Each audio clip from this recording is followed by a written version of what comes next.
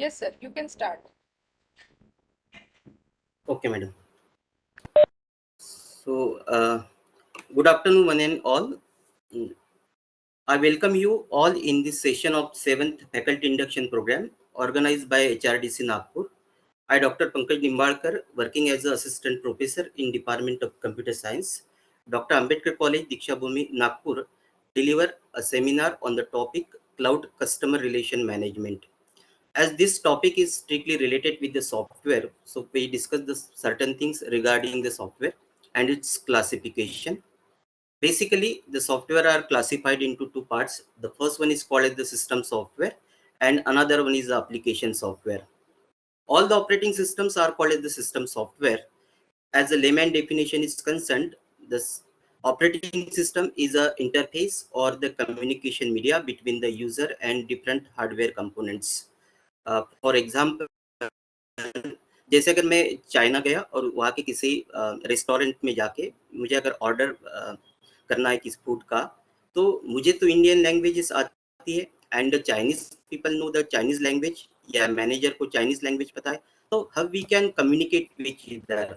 So we required a third person that is called as the intermediator who know both the languages, that is the Indian languages as well as the Chinese language. So in that manner, the operating system work as a intermediator between the different application programmer and the different hardware components of the system. For example, again, as far as this faculty induction program is concerned, the madam is working as a program coordinator to coordinate between the different participants and the resource person. So the first operating system introduced by Microsoft is a DOS, which is called as the disk operating system. It is purely monochrome based operating system. Every time we have to write the cryptic command. There is a no GUI support जिसमें कोई graphic user interface का support नहीं था, कोई mouse event नहीं था. And the example of this disk operating systems are Verstar, Lotus, FoxPro, DBase. All these are the different versions or the application software that are installed on that disk operating system. उसके बाद अलग अलग operating systems आते गए, जैसे Windows 3.1 is first GUI based operating system, then Windows 95, Windows 97, 2000, 2000 Server, NT, XP, Vista, Windows 7. All these are the different version of the operating system which are called as the system software. So all the operating systems are called as the system software, and the software which is based on or they installed on its system software are the application software. For example, C, C++, our Java language, Microsoft Studio, .NET, Oracle, all these are called as the application software which require the pre-installation on the system software. Linux और Unix एक ऐसा operating system है जिसे system software भी कहा जाता है और एप्लीकेशन सॉफ्टवेयर भी कहा जाता है.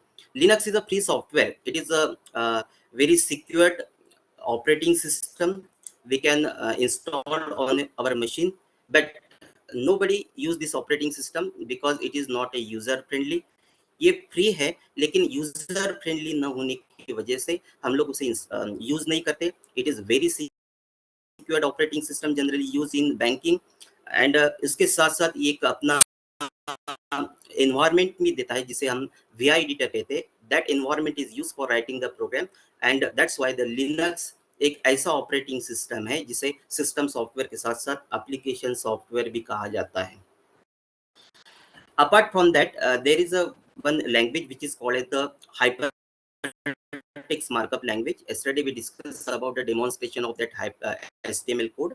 HTML stands for hypertext markup language, but in real sense it is not a programming language because we don't require any application software for executing the program of HTML. HTML के programme अगर हमें use करने हैं तो हमें एक notepad की आवश्यकता होती है जो ऑपरेटिंग सिस्टम के एसेसरीज के साथ हमें मिलता है, और उसे एग्जीक्यूट करने के लिए कोई भी browser like internet explorer, Netscape navigator या गूगल क्रोम या मोजिला फायरफॉक्स में भी हम उसे एग्जीक्यूट कर सकते हैं. So though it is called as the hypertext markup language, in real sense HTML is not a programming language. It is only used for the creating the web pages, and the number of web pages that are combined together we can create our website. So now we move towards our topic, that is the cloud computing and CRM, which is strictly related with our softwares. As far as the word, the cloud is nothing but the internet. Cloud का मतलब होता है simple internet. As far as the today's scenario is concerned and the organization is concerned, basically two types of the software that are used. The first one is called the on-premise application, and second one is called the on-demand application. As far as the on-premise application is concerned, basically premise is nothing but the area in which we can install our application. For example, what are the devices that are related with that on-premise application? So these devices are our desktop, our laptop, our mobile, our smartphone, our tab, in which we can install our software. So on-premise application का मतलब ऐसे application जिसे pre installation की आवश्यकता होती है, उसे install करने के बाद ही हम यूज कर सकते हैं, ऐसे एप्लीकेशंस को ऑन प्रीमाइस एप्लीकेशन कहा जाता है. उसके सिंपल एग्जांपल्स है your MS Office, your Skype, Tally, C programming, C++, WebEx, Java, MS.NET. तो ये ऐसे सॉफ्टवेयर है कि जिसे पहले हमें इंस्टॉल करना है और उसके बाद ही हमें यूज करना है. सो ऐसे एप्लीकेशन जिसे पहले हमें इंस्टॉल करना है और बाद में यूज करना है, ऐसे सॉफ्टवेयर को ऑन प्रीमाइस एप्लीकेशंस कहा जाता है. But again there are the certain drawbacks with this on premise application. What are the drawbacks? Initially, we have to install on our local drive. Install करते वक्त we face a lot of difficulties. एक मैं अपना example देता हूँ कि जैसे हमारे लैब में पहले विंडोज एक्सपी ऑपरेटिंग सिस्टम थी और उसके ऊपर मैंने ओरेकल का इंस्टॉलेशन किया था, जिसका प्रैक्टिकल में सेम 6 के बच्चों को था. ये 4 साल ये अच्छे से चला क्योंकि मैंने एक सर्वर भी इंस्टॉल किया and n number of clients that are strictly connected with the server. The request response session is easily established between the server and the clients. But after that, nowadays we change our operating system. We install Windows 7 operating system in all the machine, and when we try to install this Oracle software, that is Oracle 9, all this machine I face a lot of difficulties. क्योंकि Windows XP के साथ तो ये software familiar था, लेकिन जैसे मैंने Windows 7 का इंस्टॉलेशन किया तो ये ओरेकल 9 सॉफ्टवेयर ने काम करना बंद कर दिया. So this are nothing but the certain drawbacks. कि ऑन प्रीमाइस एप्लीकेशन के साथ जैसे हमारे पास किसी का ऑपरेटिंग सिस्टम अलग होता है, किसी का वर्जन अलग होता है, तो जब हम ऑन प्रीमाइस एप्लीकेशन को हमारे डेस्कटॉप या हमारे लैपटॉप पे इंस्टॉल करने की कोशिश करते हैं तो we face a lot of difficulties. हम उसे आसानी से इंस्टॉल नहीं कर पाते, या जैसे हमारा OBS सॉफ्टवेयर है, किसी डेस्कटॉप पे वो चल रहा है, किसी लैपटॉप पे नहीं चल रहा है. तो अगर ये जब हम ऑन प्रीमाइस एप्लीकेशन को इंस्टॉल करने की कोशिश करते हैं तो we face a lot of difficulties. As far as the business is concern, we loss our lot of customers. अगर कस्टमर्स लॉस हुए तो हमारा बिजनेस लॉस हो सकता है, और अगर हमारा बिजनेस लॉस हो गया तो we loss our revenue and profit. Apart from that, जब हम अपग्रेडेशन करने गए तो अपग्रेडेशन के भी लॉट ऑफ प्रॉब्लम्स आते हैं. So this are the certain drawbacks with the on premise application. To overcome the problem, there is another concept which is called as the on demand application. On demand applications को ही cloud applications कहा जाता है.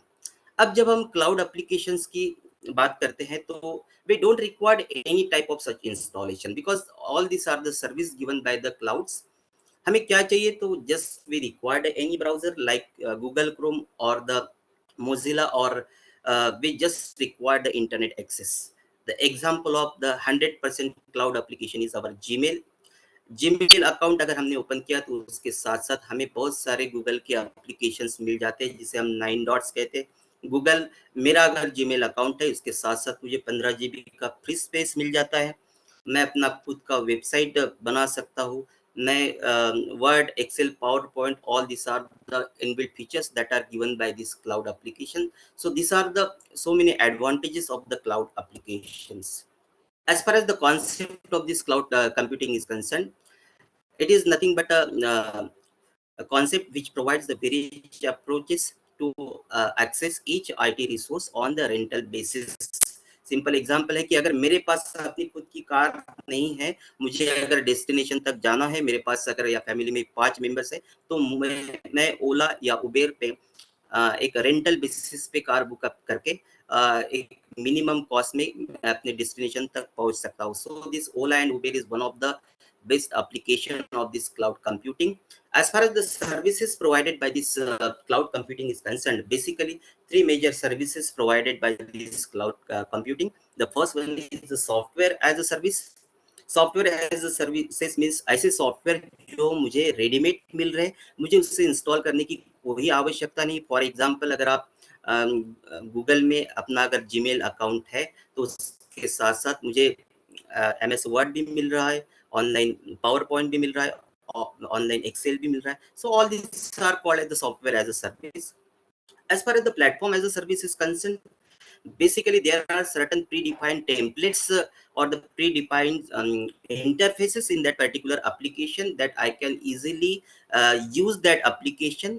जैसे कल हमने Moodle का जो platform देखा है उसमें ऐसे प्री डिफाइंड या प्री एग्जिस्टिंग टेम्पलेट्स थे, उसके थ्रू हम उस पर काम कर सकते हैं. मैं अपना खुद का एप्लीकेशन भी इसके थ्रू बना सकता हूँ. So this are nothing but a platform as services. And the third one is nothing but the infrastructure as a services.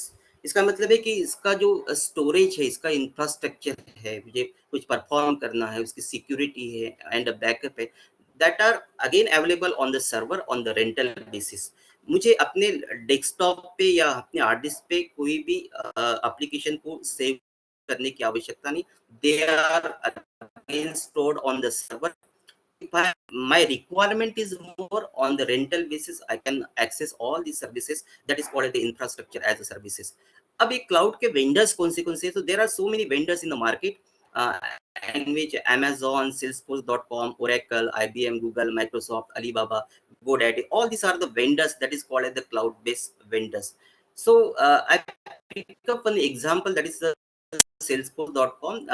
This is one of the best vendor in a cloud computing. As far as the Salesforce is concerned, it is developed by the Mark Benioff in 1990s. It is a purely cloud-based platform, and it provides the cloud-based services. The first service provided by this Salesforce is the as a software as a service is nothing but customer relation management in our application. And as far as the platform is concerned, that is banking, finance, insurance, manufacturing agency, in which we can provide our or we can create our own application. It gives the two different. थोडं short okay मध्ये madam, करा, वेळ झाले. बस दोन. हा, दोन प्रकारचे applications प्रोवाइड करत आहे Salesforce. The first one is the classic and the second one is the lighting. और उसमें जो प्रोग्रामिंग लैंग्वेजेस यूज की जाती है, that is the Apex and Visual Force. As far as the servers are concerned, basically there are three regions in which they provide their servers. The first one is North America, Europe region, and Asia Pacific region. As far as the application is concerned, we can configure, consult, we can provide our administration part, we can develop and our own programming, we can develop our own Visual Force programming in this application. Okay, madam. Thank you. Okay, thank you, Dr. Pankaj sir. You have explained your topic in a very nice and lucid manner and a simplified way. Though it is somewhat technical, but तुम्ही त्याला सोप्या भाषेत समजावण्याचा प्रयत्न केला. Thank you so much, sir. Thank you, madam. Thank you very much.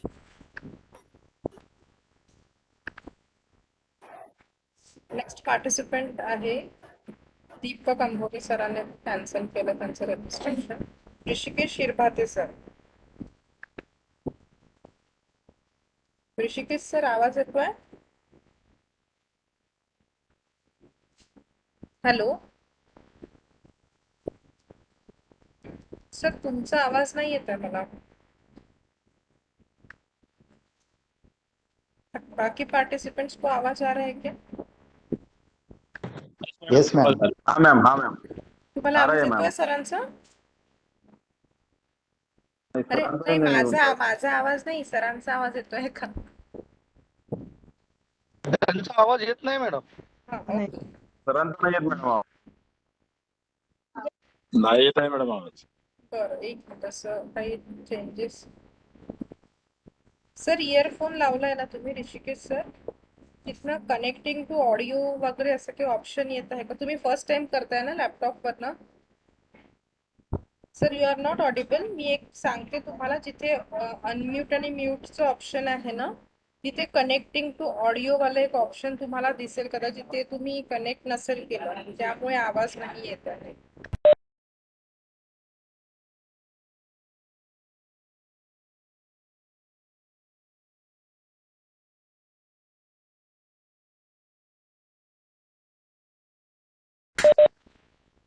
नाही sir, आता पण नाही येत आहे. सर मोबाईलनी मीटिंग जॉईन करून बघा आणि तिथून आवाज येतोय का एकदा ट्राय करा. मी तोपर्यंत नेक्स्ट पार्टिसिपंटचं प्रेझेंटेशन घेते सर. ओके.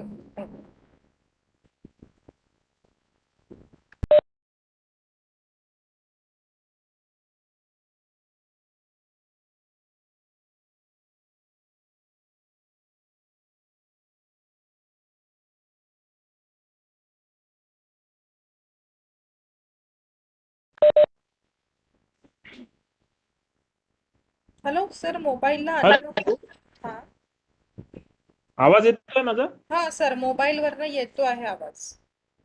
मी ओके स्क्रीन ओके, मी स्क्रीन शेअर करते, तुम्ही एक्सप्लेन करा फक्त. चालेल चालेल मॅडम.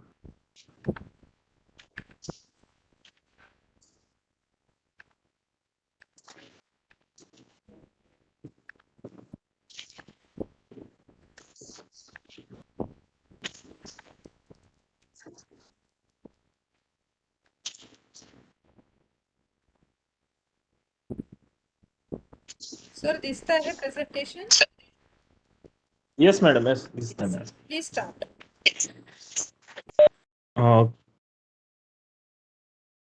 करू start madam? Yes sir, yes. Okay. Good afternoon, all of you. Thank you, madam, providing me this opportunity. I would like to welcome all the participants, also Dharmik madam. My topic is child health and malnutrition. Basically, in this topic, I am going to cover malnutrition and its type and how it's affecting the child mortality and child's morbidity. Ma'am, next slide. Uh, Here we can go through the definition of the definition which is did by the WHO.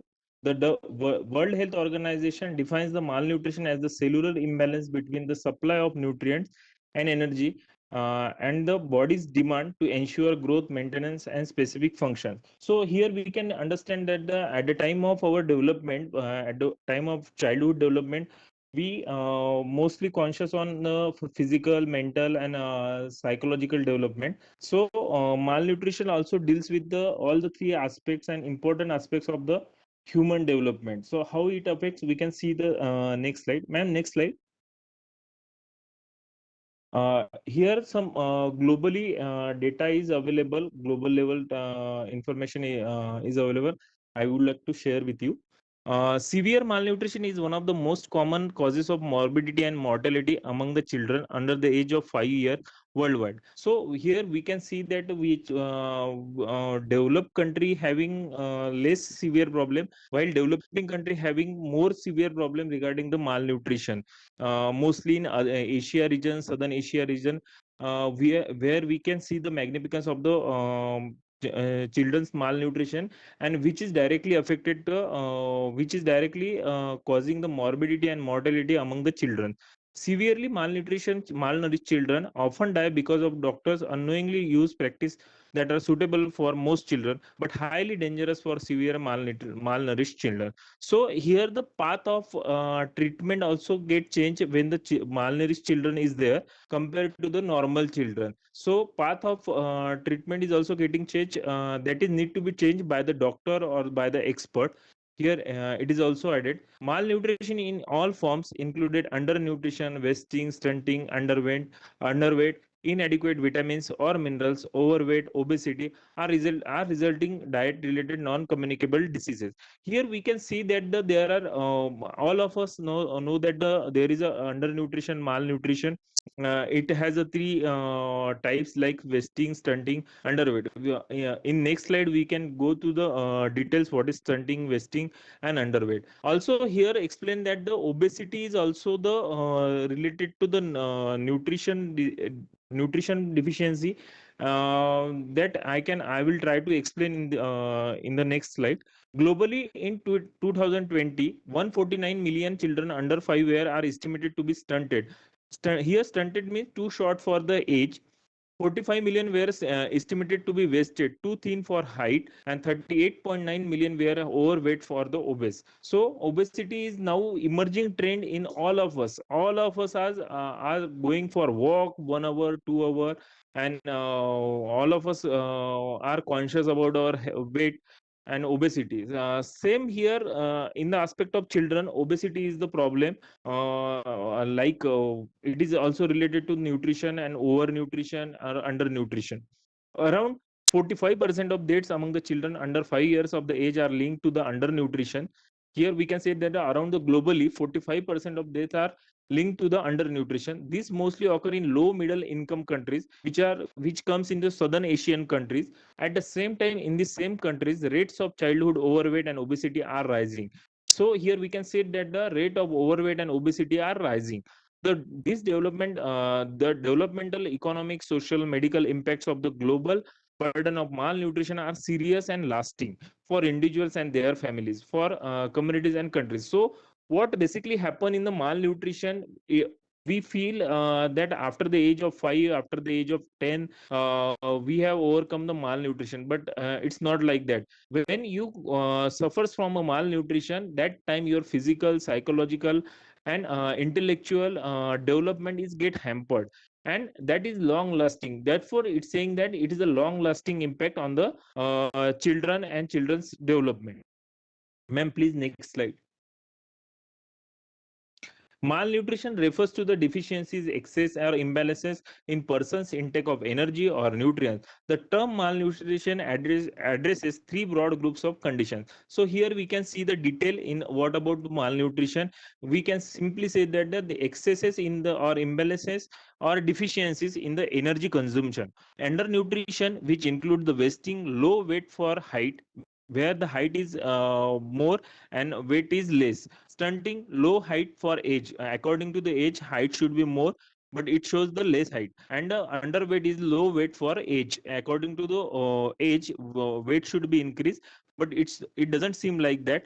Then we can call it underweight. Micronutrient related malnutrition, which includes micronutrient deficiencies, a lack of vitamins and minerals, or micronutrient excesses. We can see that in the nowadays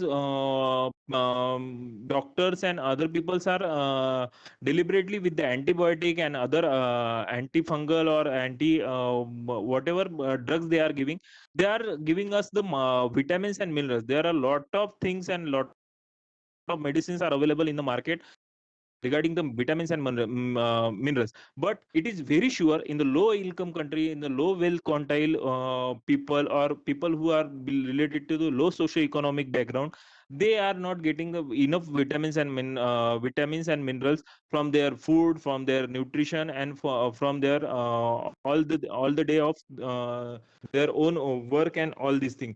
So that is also impacting the person's nutrition and children's nutrition, and with the and which is causing the malnutrition. Overweight, obesity, diet related non-communicable diseases such as heart diseases, stroke, diabetes, some cancer.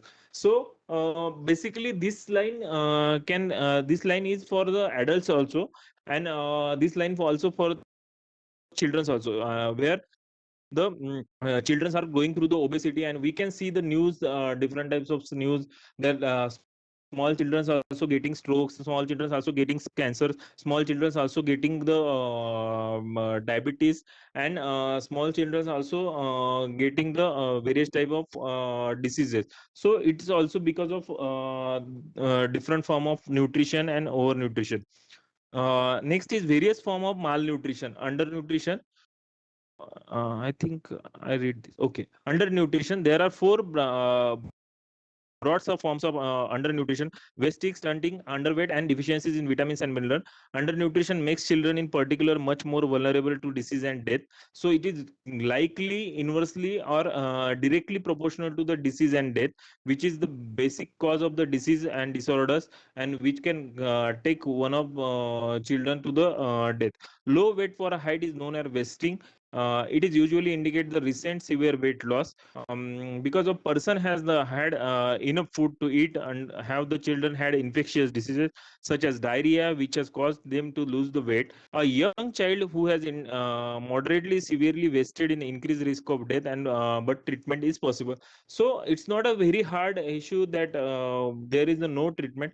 Yes, of course there is a treatment, but we need continuity in treatment. We need a health seeking behavior, we need a health conscious education, we need a nutrition education, we need to understand all the information and materials, what we should feed the child, what we should feed the children about their development or their health. Low height for the age is known as stunting. It is the result of the chronic or recurrent undernutrition, usually associated with poor socio-economic condition, poor maternal health and nutrition, frequent illness, or inappropriate infant and young child feeding and care in early life.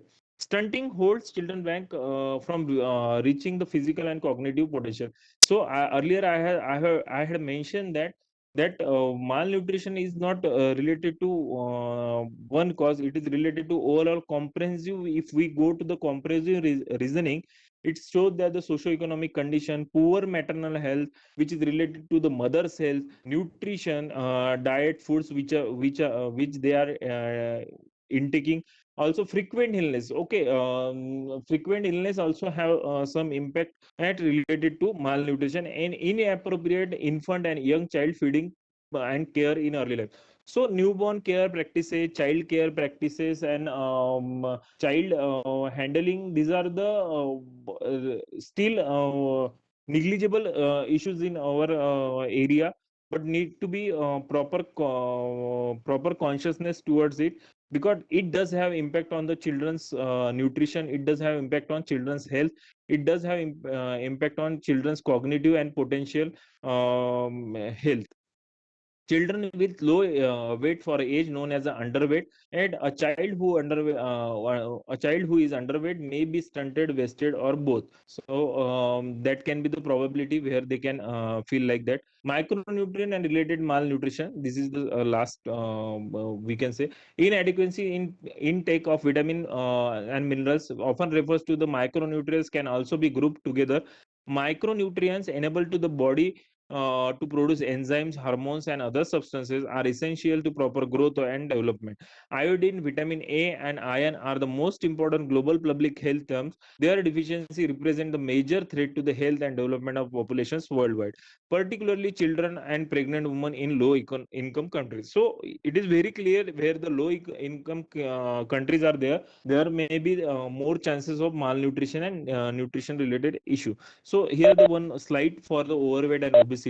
Overweight and obesity is when a person too heavy for his height, for his or her height.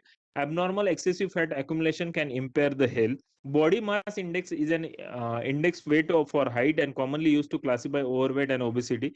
It is defined as person's weight in kilogram divided by the square of his or her height in kilogram meter square in adult. Overweight is defined as BMI of 25 or more, whereas obesity is defined as BMI of 30 or more. So these are the parameters where we can decide according to the BMI, we are in which category we can classify the next children or the person.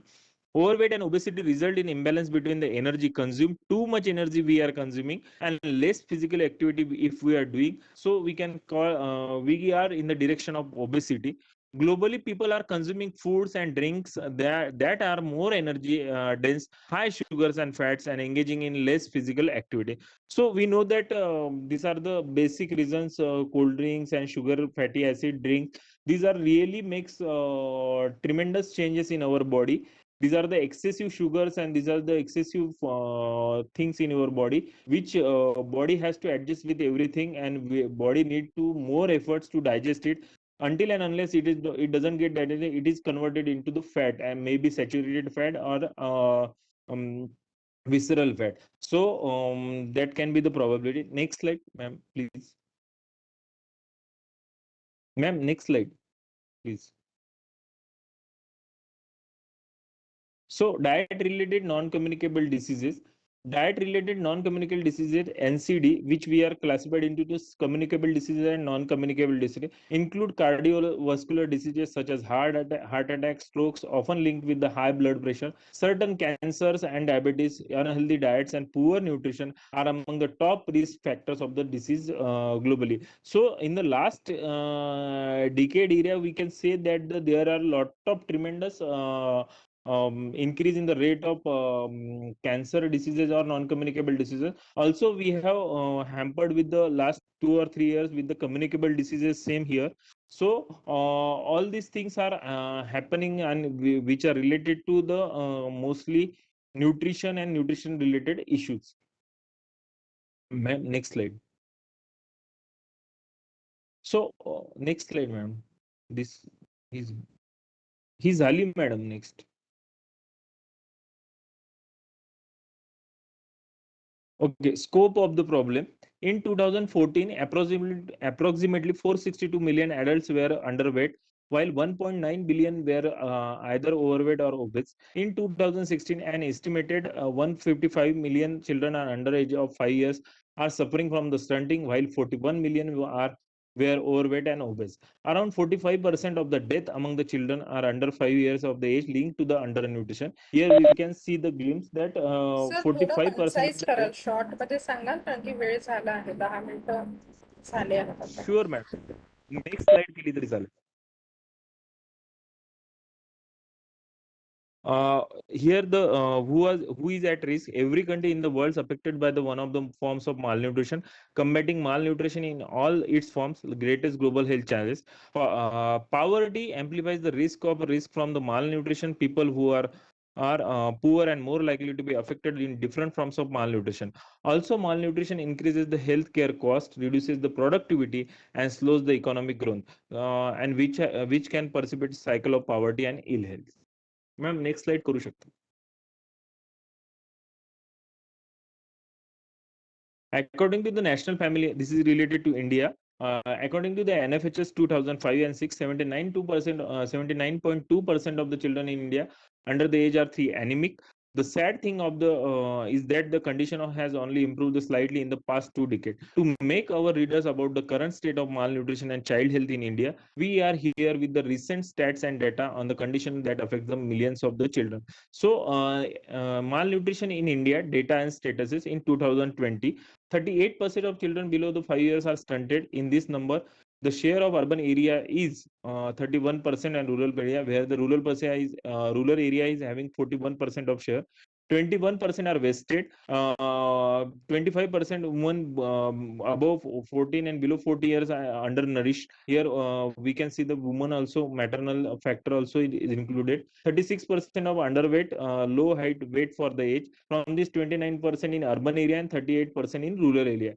As per the recent national survey, 7.5% of the Indian children are suffering from severe acute malnutrition. So Sam and Ma'am are the other two things where we can see the malnutrition detail. 4 states, namely UP, Bihar, MP, and Rajasthan, contribute over 55% of child deaths in India. Next slide. About 46%. About 46% under 5 death take place within the 7 days of birth, 62% within the first month of the birth, and children are not only the who are impacted by the malaria. 23% of women, 22% of men are considered undernourished in India. High prevalence of anemia in rural area linked to the poor diet and hygiene conditions and limited access to the supplementation. According to the UNICEF, malnutrition caused 69% of the child death below the age of 5 in India. Malnutrition in India. It is essential to give a child good nutrition first 5 years of the better development. Lack of good nutrition can cause the various diseases throughout the lifespan. Malnutrition means the deficiencies, imbalance, or over excess in intake proteins necessary nutrition. Poor nutrition leads to the stunting, wasting, underweight, micronutrient deficiency, obesity. These are the reasons which I already told earlier in the first slide. Midday meal was started by the government of India. As all of us know, there are the CDPO department Child Development Department, and there are the Anganwadi ICDS scheme, and according to through the midday meal scheme was started. And above the latest stats, finding that the malnutrition, spread of awareness malnutrition by sharing the favorite social media channel or support NGOs are working eradicate hunger the malnutrition in India. So NGO are doing the better part on eradicating the malnutrition in India. So this is my presentation. Thank you for providing me the opportunity. Thank you, Rishikesh sir. Thank you, ma'am. You have collected all the information in a nice manner, but somewhat it was lengthy. So आप इसको graph के form में भी present कर सकते थे. So that is just my advice. Are you from physical education background? No, ma'am. I'm from social work background. Sociology, social work. Okay. Thank you, sir. Thank you. Thank you, ma'am.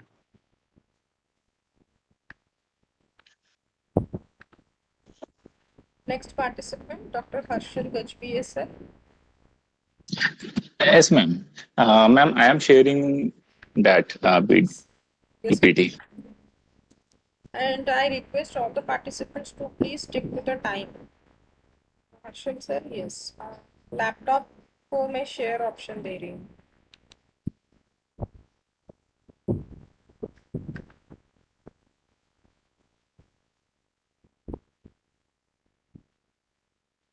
Yes, now you can share.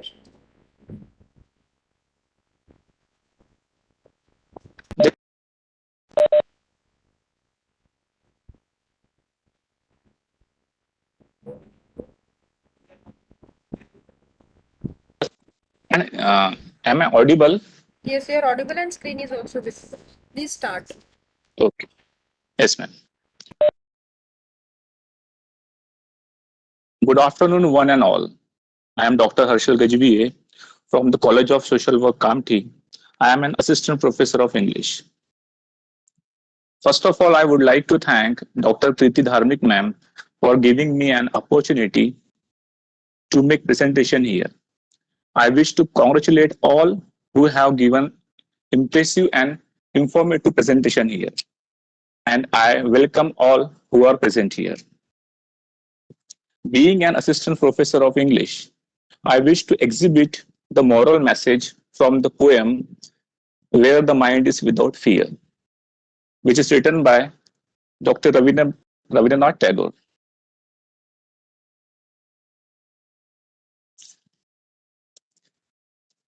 Rabindranath Tagore, popularly called Kavi Guru, was born on 7th May 1861. His name is written as Rabindranath Tagore in many languages. He was a poet, philosopher, and artist. He wrote many stories, novels, poems, and dramas too. He is also very well known for composing music. He wrote national anthem of two countries, first is India and Bangladesh. The national anthem of India, Jana Gana Mana, and Bangladesh national anthem, Amar Sonar Banglo, these two anthems were written by Rabindranath Tagore. His writings greatly influenced Bengali culture during the late 19th century and early 20th century. In 1913, he became the first, it is very important to mention here that he became the first Asian to win Nobel Prize in Literature. His major works include Gitanjali, a world-famous poetry, and many other works he has written. Tagore was also a cultural reformer and modernized Bengali art. He made it possible to make art using different forms and styles. Now, we are coming up towards the poem.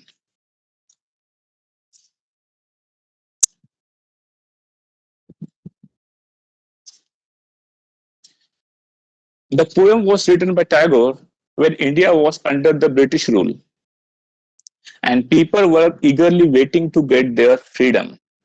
It means that we were not free. We were under the rule of British. It is a prayer to the Almighty for a nation free from any kind of manipulative or corrupt powers. Where the mind is without fear and the head is held high, where knowledge is free, where the world has not been broken up into fragments by narrow domestic walls. The very first line, where the mind is without fear. In that line, the poet portrays to the Almighty that his countrymen should be free from any fear of oppression or forced compulsion. He wishes that everyone in his country has held high in his dignity. In other words, according to him, in a truly free country, every person should be free, fearless, and should have a sense of self dignity. Where knowledge is free, it means the poet dreams of a nation where knowledge would be free. I want to throw light here that when we were before independence, everyone had no free education. It means that free education means that everyone was not free to get education. There were restrictions. Education should not be restricted to the upper class only, but everybody should be allowed to acquire knowledge. Not only that, the children should learn free from the nature and the world around them. They should not be forced memorize some predetermined lessons. I want to focus here that they should not be forced memorize some predetermined lessons. It means that there should not be a teaching that the students are coming in the school and just they are reading and reciting and memorizing. The thing that when we are going to school is a temple for us and we have to learn something good, something moral from our education. They should not be forced memorize some predetermined. And this is Tagore's typical concept of education. The next line, where the world has not been broken up into fragments by narrow domestic walls. The poet emphasizes the unity of not only of his countrymen, but also of the entire world. I want to share you that nowadays India has seen in many different forms that there are many states who doesn't want that. Just like the MP-sider people, they think that the Maharashtrian should not enter in Maharashtrian feel that it's Amchi Mumbai, and the Bihari people, they should not come here for having their job and education. It's not like that. If we are well qualified, we are literate people, so we should keep in the mind the line where the world has not been broken up into fragments by a narrow domestic wall. He thinks here there should be no division among people based on their caste, creed, color, religion, or other baseless superstitions. In other words, prejudices and superstitions should not divide the people in groups and break their unity. As if we live in the unity, our nation will get progress. Otherwise, we'll have to face the ruin, the destroy. Where words come out from the depth of where tireless striving stretches its arms toward perfection, where the clear stream of reason has not lost its way into the dairy desert sand of dead habit. Here the poet wants to say that Tagore wants a nation where people are truthful. They should not be superficial. In other words should come out of the depth of their hearts. The poet wants everyone to work hard to reach their goal. And that is why the poet says, where tireless striving stretches its arms towards perfection. It means that we have to work hard, and in the long run, to get perfection, struggle is the key for the success. He thinks they should not be tired by working. People should not be lazy and ignoring their works. The poet compares reason or logical thinking. The line says, where the clear stream of reason has not lost its way. It means that the poet says reason or logical thinking to a clear stream, and the dead habits or superstitions belief to a dairy desert. He wants the stream of reason not to lose its way into a desert of prejudices. In short, people's thought should be monitored by rational thinking, not by superstitions. Other countries, they blame us that Indians are superstitious, and that is why poet wants to convey us that we should have the scientific and logical thinking. There is no doubt that we pray to God. That is our personal thing. But we should think about any matter with a rational thinking and logic manner. Logic should rule over all baseless beliefs. Means dead habit means baseless belief. Why I want to share the poem with you, because I feel that nowadays we all people are just running after money, and we people have lost the spirit of spirituality, and this poem takes us towards the morality. It provides us the moral lesson. Where the mind is laid forward by thee into ever widening thought and action, into that haven of freedom, my country, awake. The next line, the line where the mind is laid forward by thee, it means the poet wishes that his countrymen to be progressive and broad-minded. He wants that their minds are laid forward by thee. Thee means here the poet wants to convey us about God. He wants that their minds are laid forward to ever widening thought and action by the Almighty. In short, we should be open minded, not do something unusual or unextraordinary, overcoming the narrowness of mind. It means that we should have the broad vision. Whenever, as a teacher, if we are teaching, we should not keep any type of discrimination between the caste, creed, color, and people. And in the final line, the poet addresses the God as Father. He asked him to awaken his country into such a haven of freedom where the above conditions meet. It means that where all these things should meet. He prays to God that we should have freedom, we should have knowledge, everyone should have the right of education. We should not treat the people on the basis of their caste, creed, and color. To make it clear, the poet portrays to Almighty. He conveys him as my father to raise or lift his country to such heights where freedom would be realized at its best. In turn, he is actually praying that God awakens his countrymen so that they come out from the darkness of ignorance, prejudices, disunity, and all other evils.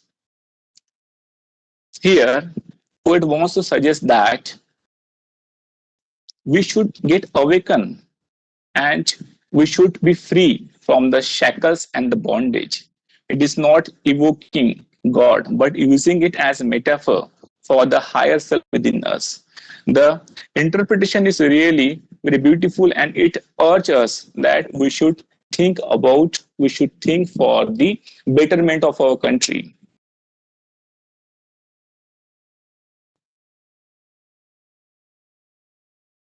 Now, I am coming up on the part of the conclusion.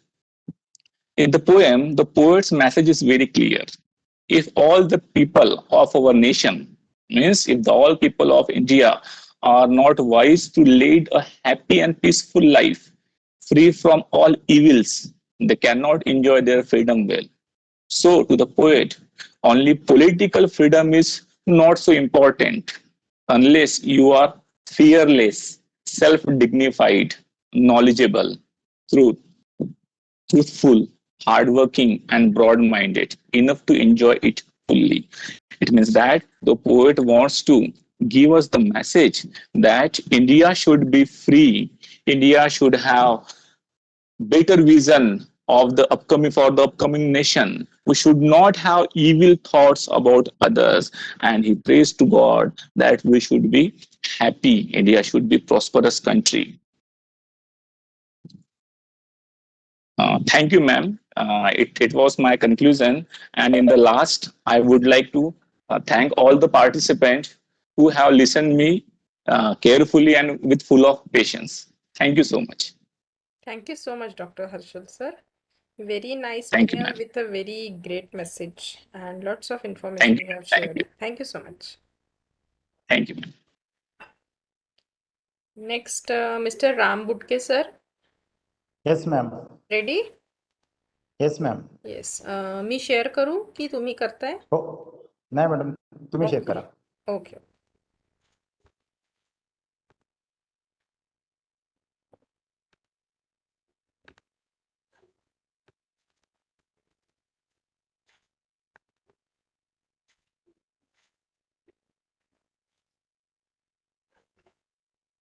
Sir screen दिसतंय?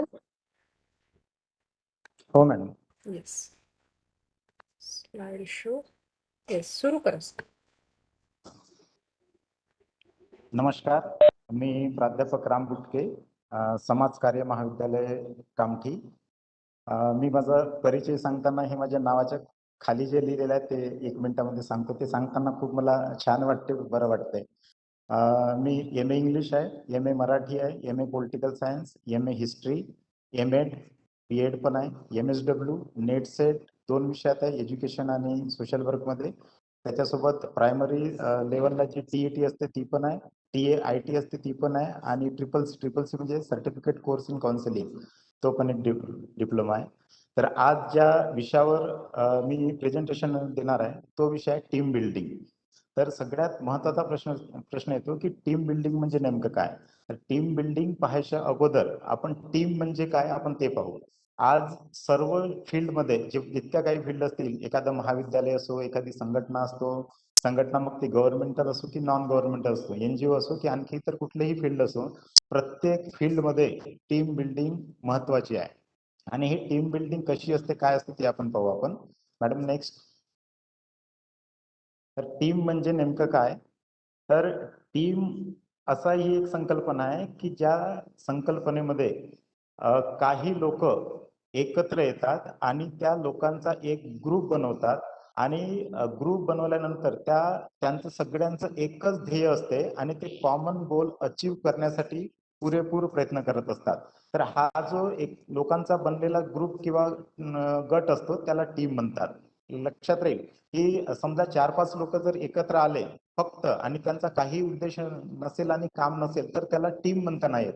तर team आपण अशा समूहाला म्हणता येईल की ज्यांचा एक common goal असेल, समान ध्येय असेल, आणि ते समान ध्येय, एक कॉमन ध्येय अचीव करण्यासाठी आपापलं पोटेन्शियल यूज करतील, त्याला टीम म्हणता येईल. आणि महत्वाचं म्हणजे काय की टुगेदर एव्हरीवन अचीव्स मोर. म्हणजे कुठलीही गोष्ट जर आपल्याला प्राप्त करायची असेल तर आपण जर एकत्र आलो तर एकत्र आल्यानंतर 110% ती गोष्ट आपण प्राप्त करू शकतो. ही टीमचं एक वैशिष्ट्य आहे. Next madam. तर नंतरचा प्रश्न येतो की टीम बिल्डिंग म्हणजे काय. तर टीम बिल्डिंगचा जेव्हा आपण विचार करतो तर टीम तयार करताना जे समूहातील गटातील लोक असतात त्यांच्यातील पोटेन्शियल पाहून आपण ते एकत्र आणणे, त्याला टीम बिल्डिंग म्हणतात. मराठीमध्ये त्याला संघ बांधणी म्हणतात. आता संघ बांधणीचं एक सगळ्यात चांगलं, the most appropriate example in the history so far as my opinion is concern, that is Chhatrapati Shivaji Maharaj team building. म्हणजे शिवाजी महाराजांच्या संघ बांधणीसारखं उदाहरण माझ्या तरी मतानुसार कुठेही नाही. तर ज्यावेळेस शिवाजी महाराजांचे थोडेसे मावळे होते आणि हजारो तिकडे मोगलांची सैन्य होती, तरी पण शिवाजी महाराजांनी जी संघ बांधणी केलेली होती ती अतुलनीय होती.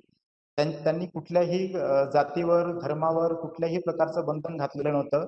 ज्या ज्या माणसामध्ये जे जे ॲबिलिटी होती, पोटेन्शियल होतं, ते पाहून त्यांनी आपली संघ बांधणी केलेली होती.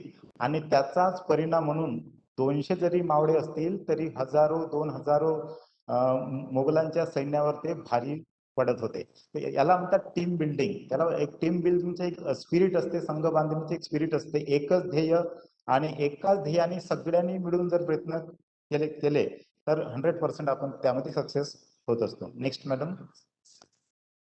या टीम बिल्डिंगचा किंवा संघ बांधणीचा मेन मुख्य सूत्रधार जो असतो तो असतो टीमचा लीडर. त्याला संघ प्रमुख म्हणता येईल. तर संघ प्रमुखाचं काम काय असते, तर आपल्या समूहातील, आपल्या टीम मधील जेही सभासद असतील, मेंबर असतील, त्या सभासदांना एक सूत्रामध्ये बांधून ठेवणे. आणि कुठल्याही लीडरने किंवा संघ प्रमुखाने आपली मनमानी करू नये. प्रत्येकांच्या भावना, इमोशन्स, फिलिंग्स, त्यांचं मान सन्मान ठेवणं आवश्यक असते. त्यामध्ये जेवढे सभासद काम करत असतात टीम मध्ये, तर त्या सभासदांचं जॉब सॅटिस्फॅक्शन असणं आवश्यक आहे. म्हणजे जे काही काम करत असतील त्यांना त्यातलं समाधान मिळणं आवश्यक असते. त्यांचं सक्षमीकरण करणं आवश्यक असते. त्यांचं कमिटमेंट. आता प्रत्येक टीम मध्ये जर आपण काम करत असू तर आपलं कमिटमेंट काय आहे, आपली बांधिलकी काय आहे, ते सुद्धा आपल्याला पाहणं आवश्यक असते. एकमेकांवर विश्वास असणं आवश्यक असतो. टीम मधील प्रत्येक सभासदाचा त्यांच्या टीम मेंबरवर आणि लीडरचा त्यांच्या टीम मेंबरवर विश्वास असणं आवश्यक असतो. नंतर प्रेरणा खूप महत्वाची असते. टीम मध्ये वेगवेगळ्या प्रकारचे लोक असतात आणि प्रत्येकामध्ये काहीतरी स्पेशालिटी असते. तर ती स्पेशल गोष्ट जर असेल तर त्यापासून बाकीचे सभासद प्रेरित होत असतात आणि आपलं काम दुप्पट पद्धतीने करण्याचा प्रयत्न करतात. प्रत्येकाची भूमिका ही स्पष्ट असते. आता उदाहरणार्थ एखाद्या इंडियन क्रिकेटचं जर आपण हे घेतलं उदाहरण, तर इंडियन क्रिकेटची जेव्हा टीमचं सिलेक्शन होतं तेव्हा आपण पाहतो की प्रत्येक खेळाडूचे वेगवेगळे वैशिष्ट्य असतात. कोणी बॅट्समन असतो, कोणी फिल्डर चांगला असतो, कोणी कॅप्टनशिप चांगली करते. तर सिलेक्टर्स जेव्हा टीम बिल्डिंग करतात तेव्हा प्रत्येकाची ॲबिलिटी आणि पोटेन्शियल पाहतात आणि प्रत्येकाची भूमिका क्लिअर करतात की तुला या मॅचमध्ये काय काय हे करायचं आहे. तर त्यामुळे प्रत्येकाची भूमिका जेव्हा ठरलेली असते तेव्हा ते काम आपण चांगल्या पद्धतीने करू शकतो. आणि ह्या सगळ्या पद्धतीचा मेन सूत्रधार टीम लीडर असतो. त्याला हे सगळं सांभाळायचं असते. Next madam. टीम डायनॅमिक्स किंवा ग्रुपचे डायनॅमिक्स असतात. ज्या प्रकारे म्हटलं मी, एक ग्रुपची एक शक्ती असते.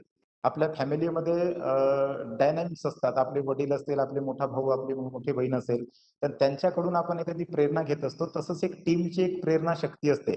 जेव्हा आपण टीम मध्ये काम करतो तर टीमची एक शक्ती असते आणि त्या शक्तीला पाहून बाकीचे सभासद प्रेरित होत असतात आणि आपलं काम करत असतात. तर असं एक टीमचं स्पिरिट आपल्याला तयार करायचं असते आणि टीमचं स्पिरिट जर तयार झालं तर आपण कुठलीही गोष्ट नक्की प्राप्त करू शकतो. Next madam.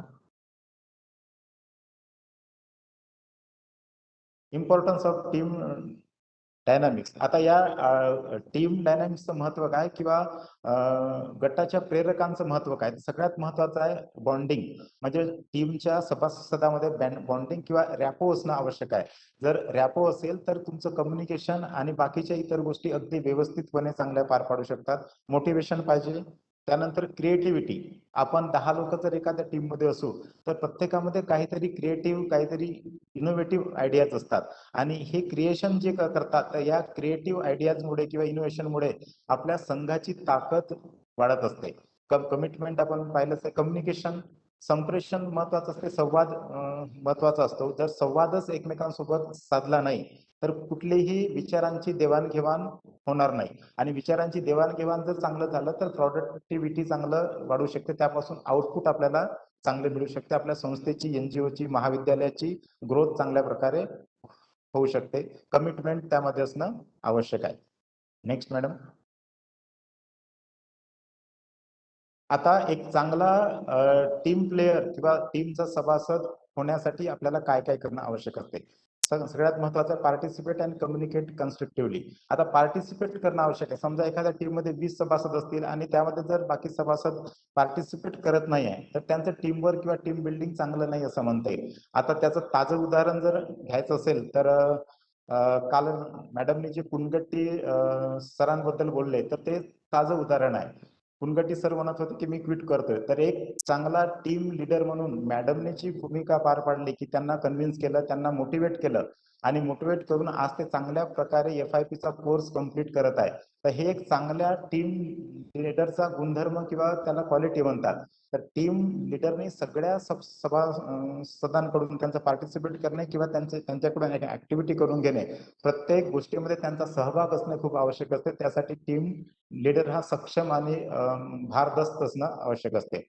Respect and tolerant of the individual differences. सभासदांचा प्रत्येक सभासदांमध्ये कधीतरी मतभेद होत असतात, परंतु त्या मतभेदांचा इश्यू न करता प्रत्येक माणसाच्या ओपिनियनचा आदर करणं आवश्यक असते. प्रत्येकाचे वेगवेगळे विचार राहू शकतात, तर प्रत्येकाच्या विचारांचा आदर करणे, मान सन्मान करणे हे सुद्धा आवश्यक असते. Involve others at work. सगळ्यांनी मिळून ते काम करायचं असते. Support and listen to others teammates. प्रत्येकाला सपोर्ट करणं पण आवश्यक असतं. आता सपोर्टचं जर उदाहरण देऊ तर आपल्याच ग्रुपमध्ये आपण जेव्हा स्टार्टिंगला जॉईन झालो, तर आपण एक स्पेशल ग्रुप तयार केलेला होता की त्यामध्ये जर एकमेकांना काही प्रॉब्लेम्स असतील, काही अडथळे असतील तर ते आपण शेअर करू. तर हे चांगल्या एक टीमवर्कचं एक उदाहरण आहे. Motivate each other and enthusiasm. एकमेकांना प्रेरित करणे आणि उत्साहाने चांगल्या पद्धतीने जर आपण प्रेरित केलं तर टीमवर्क चांगलं काम होऊ शकते. Don't blame others. प्रत्येक गोष्टीला दुसऱ्यांना दोष देऊन चालत नाही. त्यांनी असं केलं म्हणून मॅच हारली किंवा तो शून्यावर आउट झाला म्हणून आपली मॅच हारली, असं आपल्याला अजिबात म्हणता नाही. की जे काही होत असते ते टीमचं वर्क असते. जर हारलो तरी टीम हारली आणि जिंकलो तरी टीम हारली. कोणत्याही इंडिव्हिज्युअल कॅन्डिडेटला आपण ब्लेम करणं ते चुकीचं असते. त्यानंतर रिलायबल आणि डिपेंडेबल. एकमेकांचा विश्वास असणं आवश्यक आहे आणि टीमचे लोक एकमेकांवर डिपेंड पण असतात आणि एकमेकांची स्वीकारार्हता पण आवश्यक असते. म्हणजे एकमेकांचे विचार स्वीकार करणे आणि कम्फर्टेबल चेंज जर असेल, म्हणजे प्रत्येक गोष्टीमध्ये आज आपण परिवर्तन पाहत आहोत, तर जे नवीन परिवर्तन, नवीन टेक्नॉलॉजी जे काही आली असते तर ते चेंज ऍक्सेप्ट करणं, त्यांना अडॉप्ट करणं खूप आवश्यक असते. अनुकूलता असणं आवश्यक असते. नाही तर आपण आपल्याच क्रायटेरियावर जर ठाम असलो, आपण आपल्याच मतावर जर ठाम असलो, तर ते टीम बिल्डिंगचं जे मिशन आहे ते आपण चांगल्या प्रकारे पार पाडू शकणार नाही. Next madam. आता 12 सीज आहे टीम बिल्डिंगचे, संघ बांधणीचे 12 सी जे आहे ते एकाखाली आहे, त्याला एक्सप्लेन करण्याची गरज नाही, तुम्हाला समजून जाईल. Clear expectation, context, commitment, competence, collaboration, creative, innovations, cultural diversity. हे बघा, हे सगळ्यात महत्वाचं मगाशी सांगितलं मी की ग्रुपमध्ये सगळे एकाच कॅटेगरीचे किंवा एकाच रेशिओचे कॅन्डिडेट असतील असं नाही, तर प्रत्येक विविधतेने नटलेला असतो. त्याच्या सगळ्यांचा मान सन्मान करणं आवश्यक असते.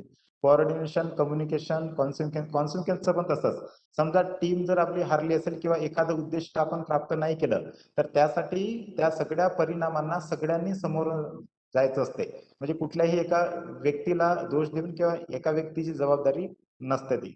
Control, charter, mission and vision. आपलं मिशन आणि व्हिजन या दोन्ही गोष्टी क्लिअर असणं आवश्यक असतात. Next madam.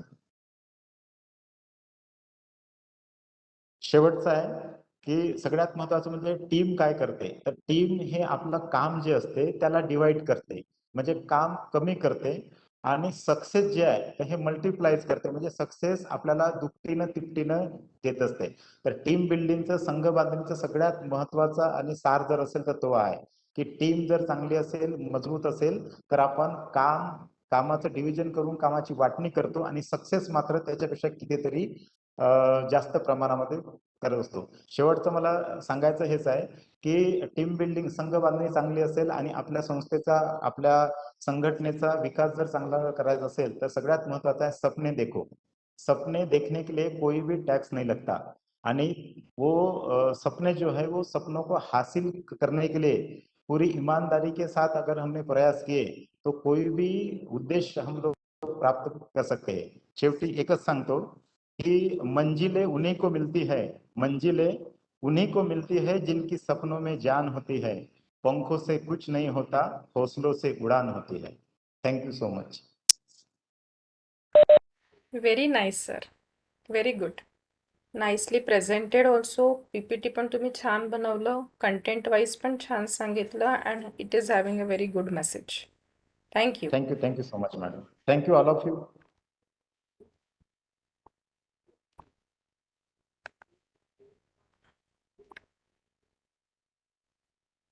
Thank you.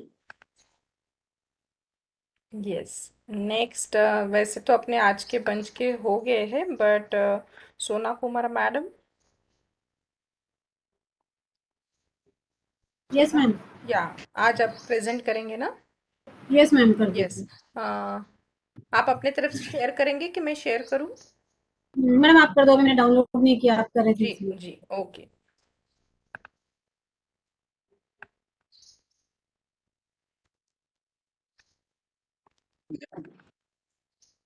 Hello hello. Ma'am. हाँ. मैं भी कर दूं क्या? आज चलता क्या?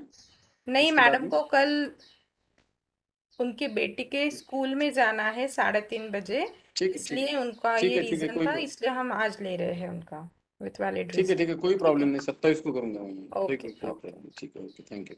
मैम, पीपीटी दिख रहा है आपको? Yes madam, yes, clear. Please start.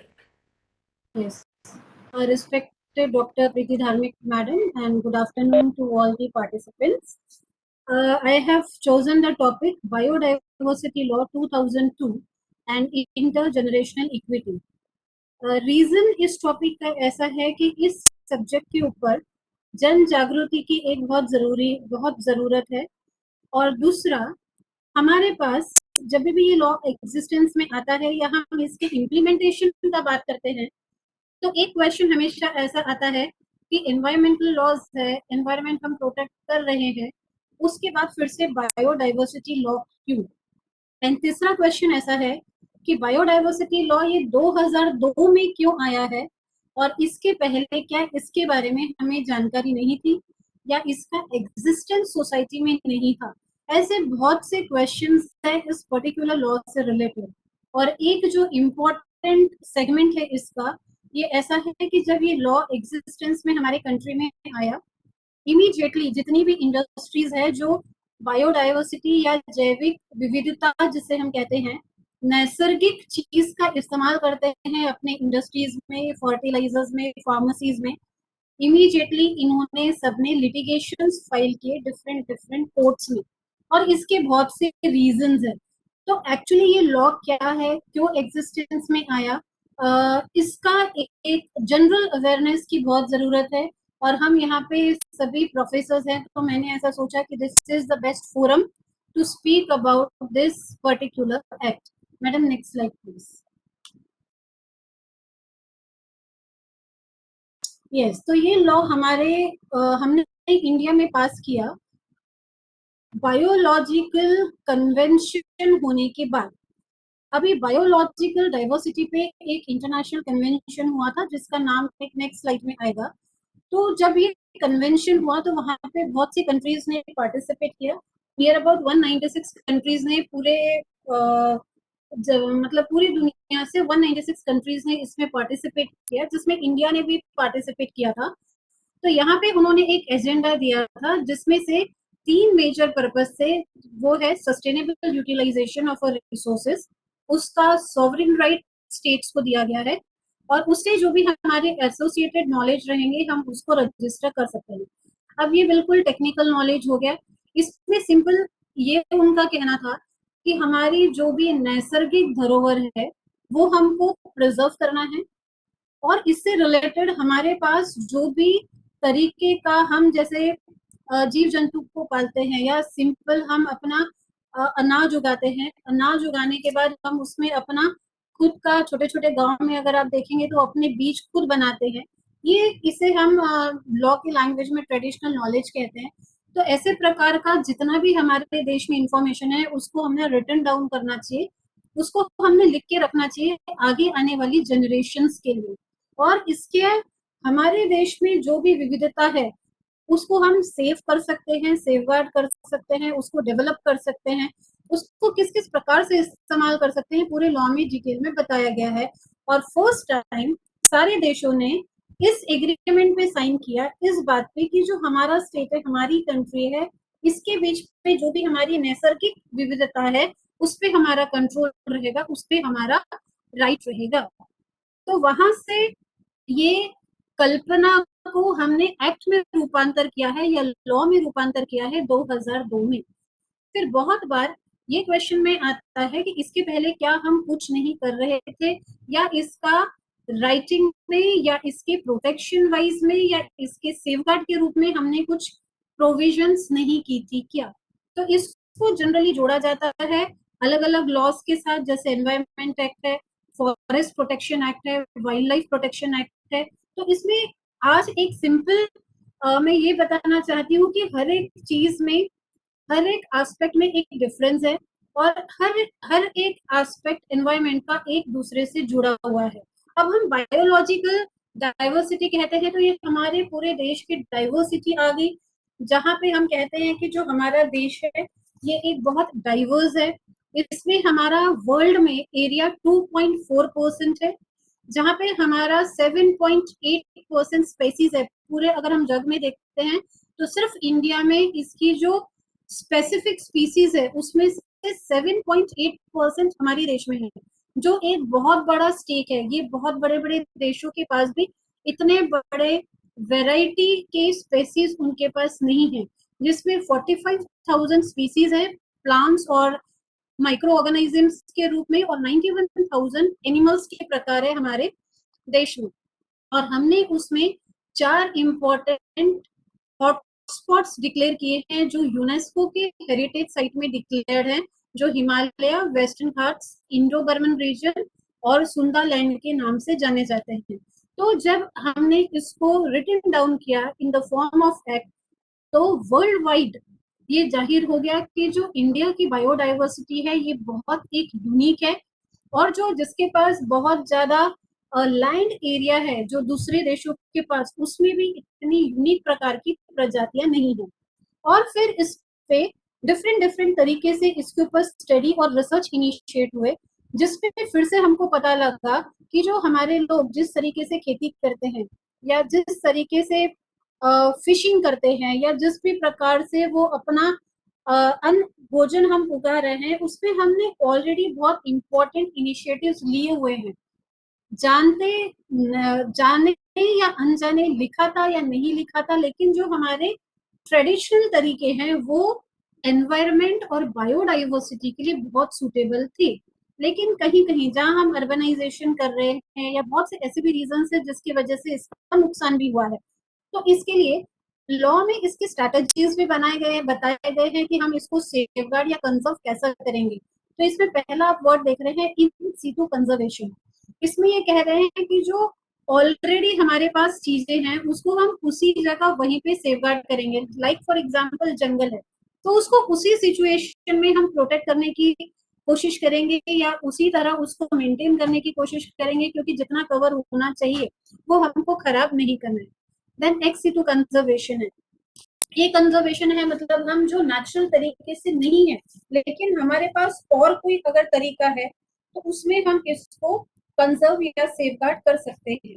जैसे कि हम इसमें कह सकते हैं कि हम कंजर्वेशन करेंगे जू के प्रकार में करेंगे या नेशनल पार्क क्रिएट करके करेंगे। तो अभी आपने देखा होगा नागपुर में भी बना है, एक जू बन गया है, मिनिस्टर ने आके उनको इनॉग्रेट किया। और इसका रीजन ऐसा था कि जो बॉम्बे में राजीव गांधी नेशनल पार्क है वहां पे जो भी इलीगल ट्रेडिंग होती है जानवरों की या आप कह सकते हो बर्ड्स की या अलग अलग प्रकार के ऑर्गेनिजम्स की, तो वो अगर कहीं पे सीज हो जाता है इलीगल ट्रेडिंग, तो वो राजीव गांधी नेशनल पार्क जो मुंबई अंधेरी में है वहां रखा जाता था।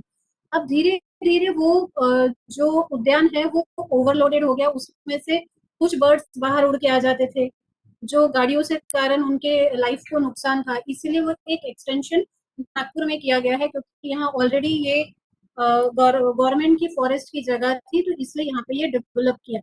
तो इस प्रकार से गवर्नमेंट इनिशिएटिव एक्स-C2 लेके भी बायोडाइवर्सिटी को कंजर्व कर सकता है।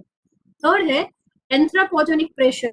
लाइक फॉर एग्जांपल हम फिशिंग कर रहे हैं, हम कोई एरिया में इतना फिशिंग कर रहे हैं कि जरूरत से ज्यादा हमने उसको कमर्शियलाइज कर लिया, तो ऐसे अगर कोई एक्टिविटीज है तो हमको उसको रिड्यूस करना है। एंड फोर्थ प्रोविजन ये कहता है लॉ का कि हमको अगर स्टडी करने के बाद या देखने के बाद ये रिवील होता है कि कोई एरिया में हमने बहुत ज्यादा उसको ओवर यूज कर लिया या प्रेशर की वजह से किसी एरिया में कोई प्लांट्स या माइक्रो ऑर्गेनिज्म विलुप्त हो रहे हैं, बिल्कुल खत्म हो रहे हैं, या हमने उनकी तरफ ध्यान ही नहीं दिया था 2002 के पहले, तो हम उसको प्रॉपर सिस्टम बना के उसको प्रिजर्व करने की कोशिश करेंगे। और इसमें उसके प्रोसीजर्स एंड पॉलिसीज भी दी गई है, लेकिन वो एक बहुत कॉस्टली अफेयर होता है। लेकिन लॉ ने कहा है कि हमको अगर जरूरत पड़ी तो हम इसको भी कर सकते हैं, because if biodiversity is not safeguarded human being can not survive.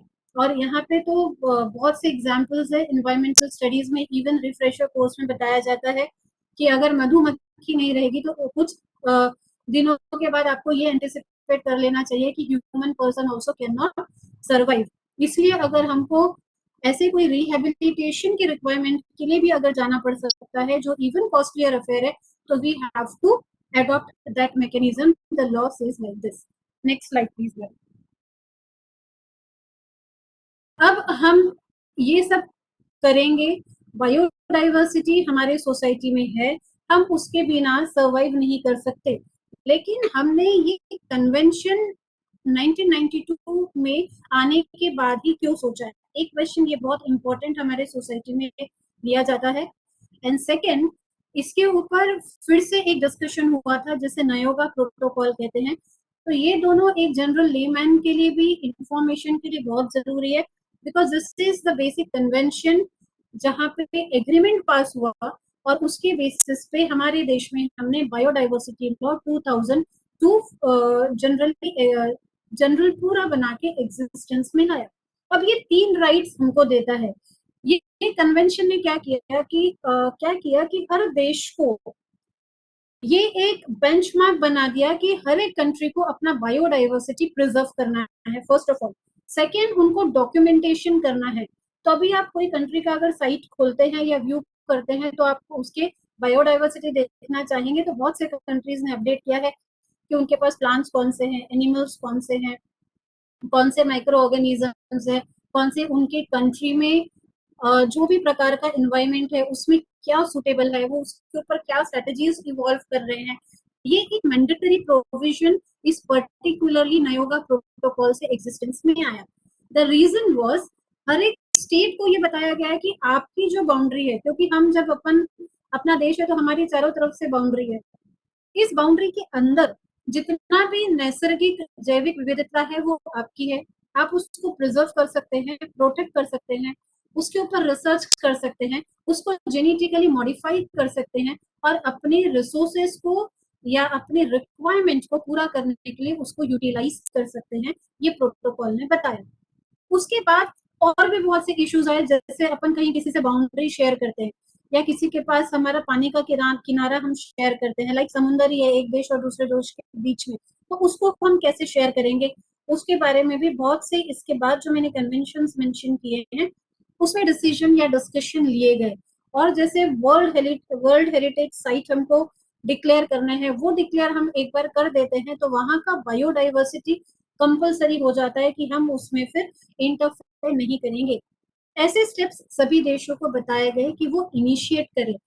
And reason एक था कि हर एक को मोटिवेट करना था कि वो अपनी जैविक विविधता को समझे, उसका डॉक्यूमेंटेशन करे और तीसरी बात उस पे उसको राइट दे, ताकि हमारी आगे वाली जनरेशन को ये हम एक धरोहर के रूप में दे पाए।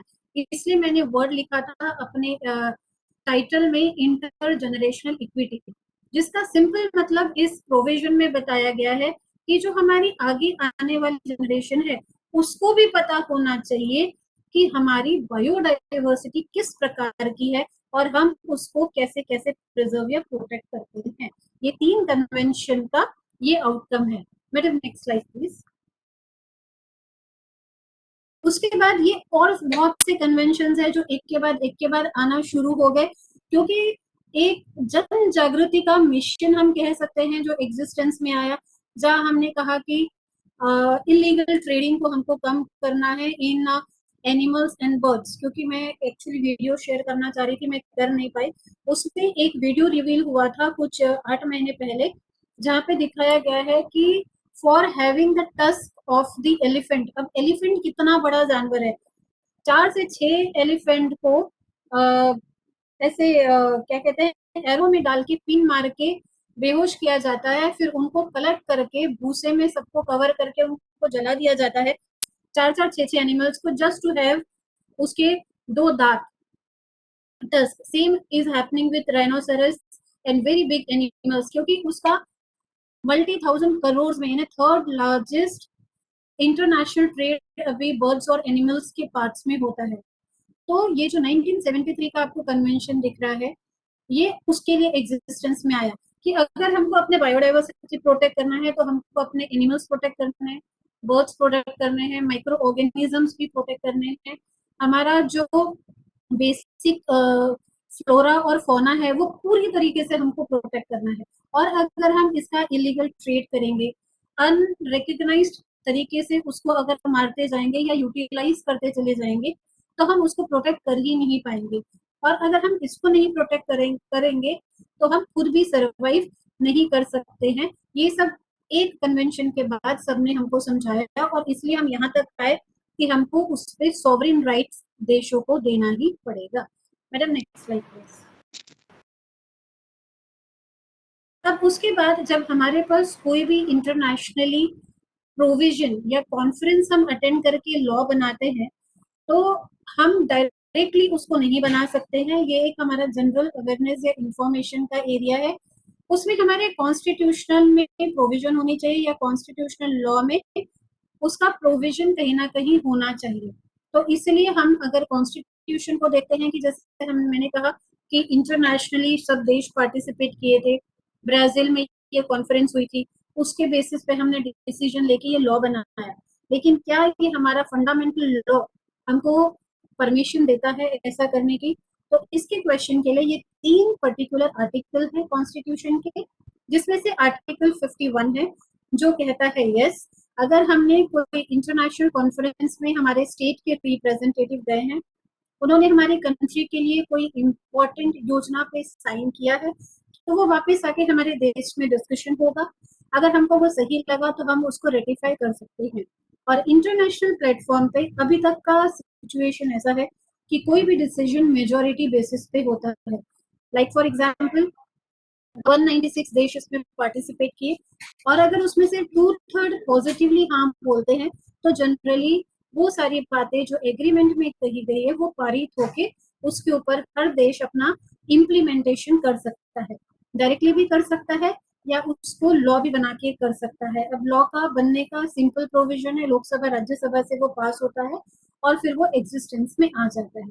सिमिलरली जब एक 1972 में कॉन्फ्रेंस हुई थी स्टॉकहोम में, उसके बाद भी हमारे यहाँ बहुत सारे एक्ट्स आए थे जो हमारे रिसोर्स पर्सन ने भी हमको 2 एनवायरमेंटल लॉ के लेक्चर्स में पढ़ाया था, जो उन्होंने environment act, water pollution act, air act, noise के बारे में हमको बताया था।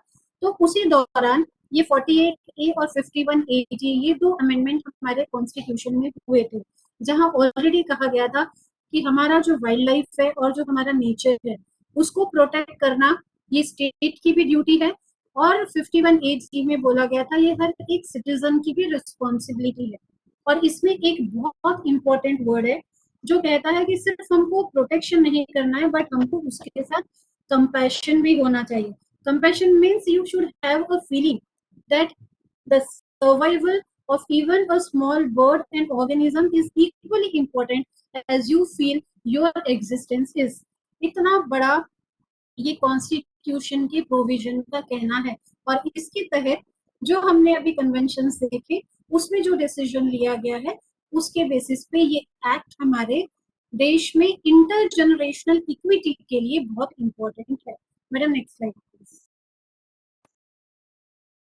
नाउ ये एक मैंने जनरल ग्राफ लिया है, इसमें I am trying to convey that जो हम बायोडाइवर्सिटी का बात कर रहे हैं ये नेचुरली तो है, हमको प्रोटेक्ट भी करना है, लेकिन इसके खत्म या एक्सटिंक्ट होने के 2 तरीके होते हैं। क्या करता है?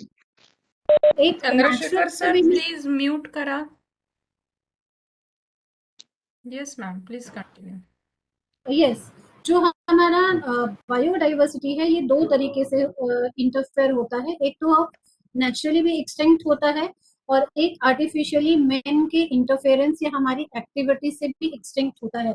इसमें आप नीचे से 180 के लेफ्ट में एक वर्ड देखेंगे जुरासिक, जो ये बाकी वर्ड से हमको थोड़ा सा फेमिलियर लगेगा।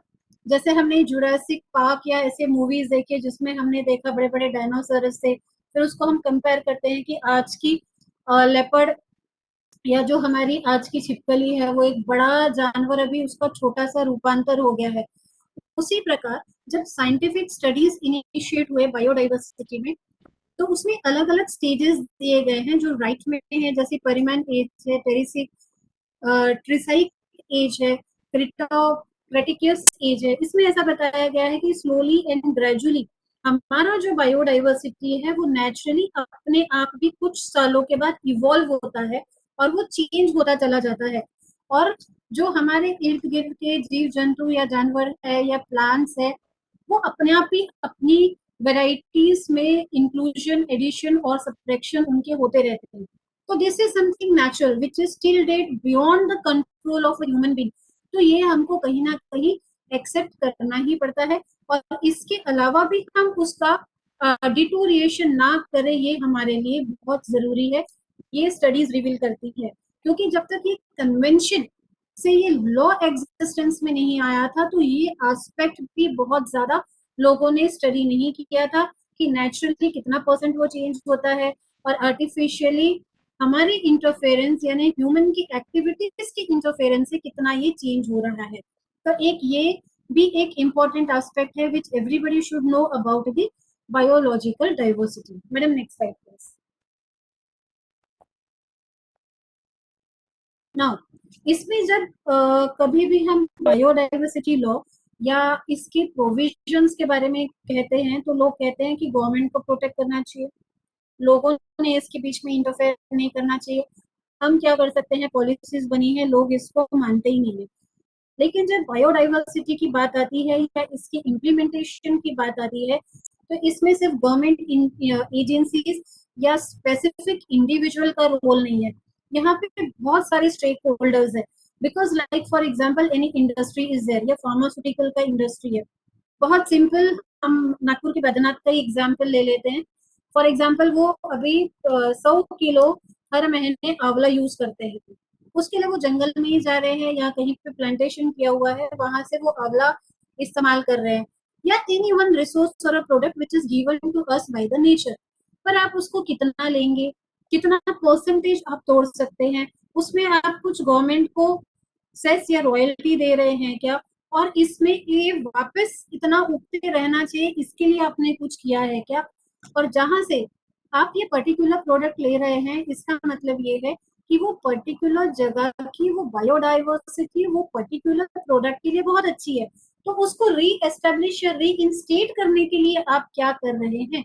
ऐसे बहुत से स्टेक होल्डर्स हैं जो इस पर्टिकुलर बायोडाइवर्सिटी के लिए डायरेक्टली या इनडायरेक्टली इन्वॉल्व है। इसमें एक और बहुत अच्छा एग्जाम्पल है जो हमारी इंडिजीनियस कम्युनिटी है। इंडिजीनियस कम्युनिटी मतलब जो बहुत दूर दराज ट्राइबल लोग हैं, जो एक स्पेसिफिक जगह पे ही बहुत सालों से रह रहे हैं।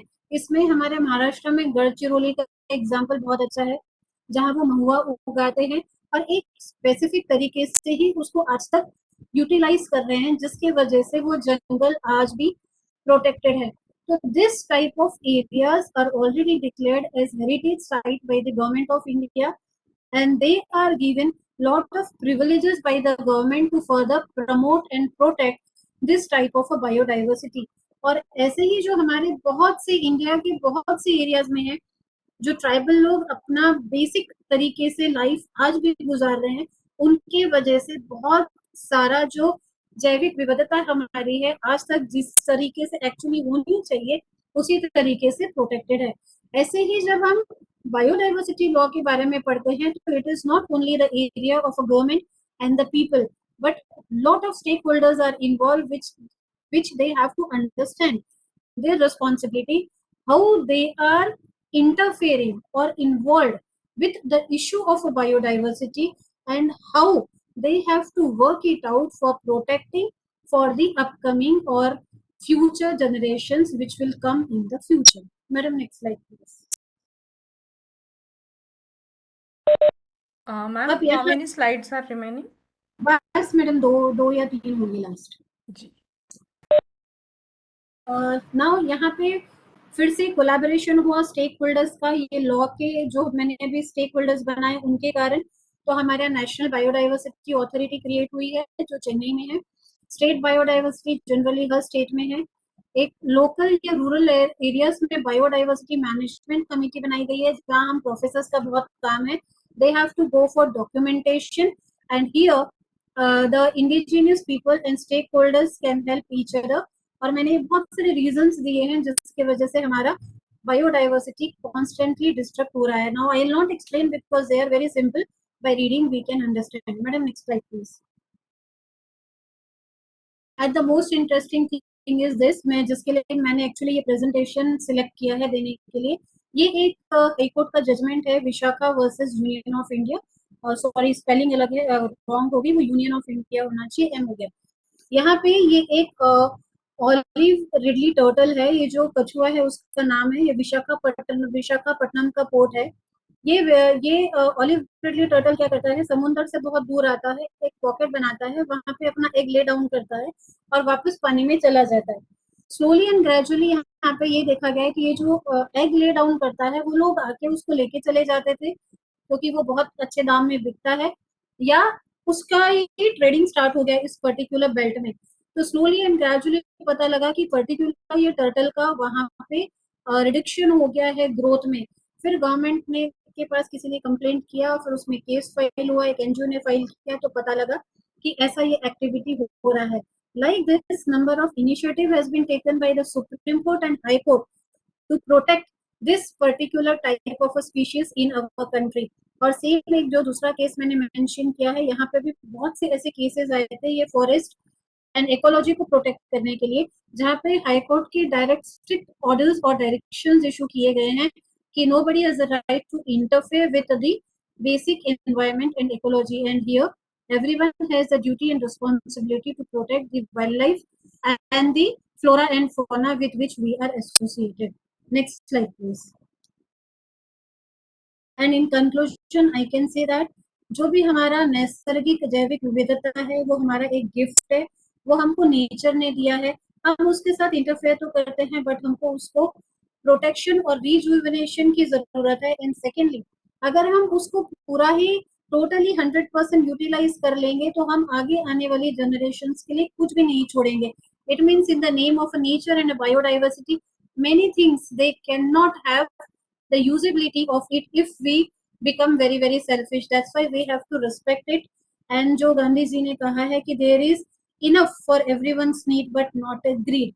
and जो भी हमारा नैसर्गिक नेचर ने हमको बायोडाइवर्सिटी के रूप में दिया है, हमको उसको बहुत जुडिशियस वे में यूटिलाइज करना है, because we have to take only what is reserved and protected for us, and we have to think about upcoming generations also to safeguard, to protect and to give them in the good quality. That's all. Madam, next slide is just thank you and I'll say thank you. Wonderful presentation, ma'am, and very informative. Thank you so much. Thank you. Thank you ma'am, चांगला presentation होतं ma'am. Thank you, sir. Thank you, madam. Yeah. Thank you all the participant जिन्होंने आज seminar दिए हैं. सबने अच्छे seminar present किए. Thank you once again. तो चलिए फ्रेंड्स, आज के तो सेमिनार्स यहाँ पे खत्म होते हैं. Are you all in the meeting? Yes, Yes, ma'am. Yes, ma'am. तो now I will give 5 minutes refreshment break और फिर अपन मूडल का आगे का पार्ट शुरू करेंगे. आधा घंटा ही पढ़ेंगे, ज़्यादा नहीं, 1-2 स्टेप्स पढ़ लेंगे क्योंकि फिर कल से अपने को उतना टाइम नहीं मिलेगा. अगर आपने टाइम टेबल देखा होगा, कल अपने 2 सेशन से फिर 2 दिन अपन मूडल नहीं पढ़ पाएंगे क्योंकि कंटिन्यूस अपने सेशंस और सेमिनार चलेंगे. तो आज थोड़ा टाइम है तो अपन आधा घंटा और पढ़ लेते हैं. आज 5 मिनट का ब्रेक ले लीजिए, देन वी विल स्टार्ट. मीटिंगला लीव नका करू. Yes ma'am.